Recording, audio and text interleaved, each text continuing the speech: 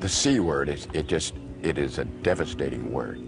I mean, you know, your whole world starts crashing in. Just weeks before he received the startling diagnosis, Bob Bruce felt an unusual growth by his jawline.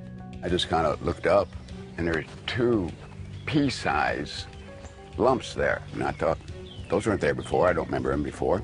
Initially, he wasn't worried. After 3 biopsies, doctors said the tumors were benign, but he should still have them removed.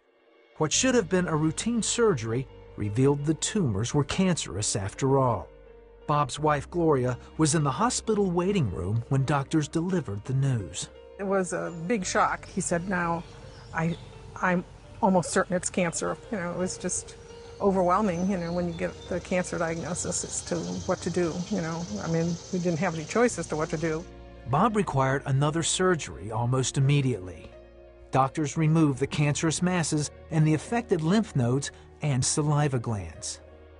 Tests showed that Bob had an extremely rare and fast-growing cancer of the salivary glands. At the time of his diagnosis, there were only 31 known cases in the world. It was so dramatic and came so fast and was so aggressive. It had a profound impact upon both Gloria and I. Bob and Gloria did the only thing they could do. They prayed for his healing. We asked for prayer from every conceivable place that we knew about. We were on everyone's prayer list, and all of our friends and our church family and the 700 Club, and people were praying for us. Doctors fought the cancer with multiple surgeries and aggressive radiation treatments. I had 35 treatments. I got through 7 or 8 of them thinking, hey, this isn't going to be bad at all. But it's very cumulative. And by the time it was over, I was a very sick man. The cancer treatments appeared to be successful, but they left Bob with chronic pain and discomfort. His taste buds were destroyed. The opening of his throat was reduced to the size of a ballpoint pen, and he had ulcers in his mouth and throat. I could not eat anything. After about 400 days, then I was able to take some, like pudding or yogurt. But it felt like I had a knife in my throat. And anything that passed that was just too excruciating. So I went on a 434-day fast. I was sustained by a tube in my stomach with an 8-ounce can of like a Boost, but it's prescription, very powerful. Because Bob's salivary glands were removed, he had to sip water continuously to keep his mouth moist. I had a cotton mouth 24/7. My mouth was so dry, my tongue would cling to the roof of my mouth. When I would lie down, my nose would get clogged up. I'd have to breathe through my mouth, and that was not good. I slept for almost 3 years in a chair, sitting up. It was an extraordinarily tense time.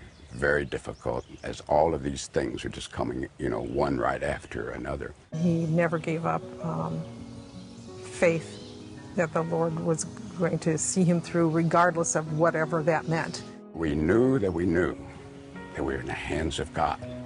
It did not lessen any of the pain, any of the suffering, any of what we had to go through.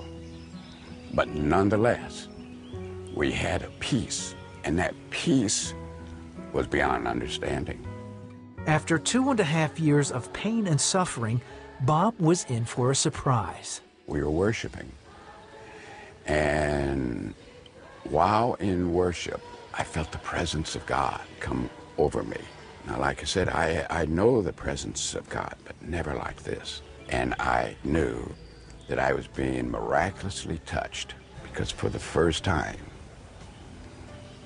I had saliva come into my mouth where there were no saliva glands. I had a restructive miracle going on in my life.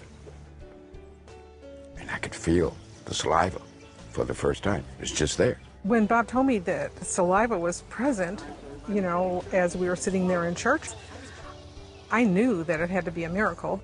We had no idea how this could even be possible, except that God had done some sort of creative miracle.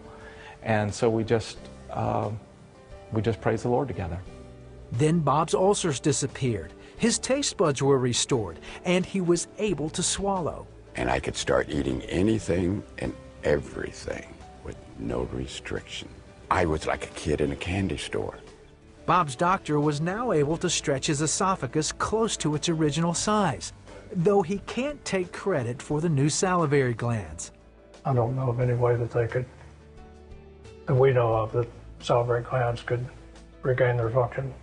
He does have function, so medically we cannot explain that.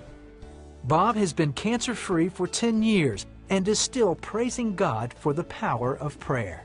I just wanted to commune with the Lord and thank Him and know that He did it and no one else ever did it. To Him be the glory.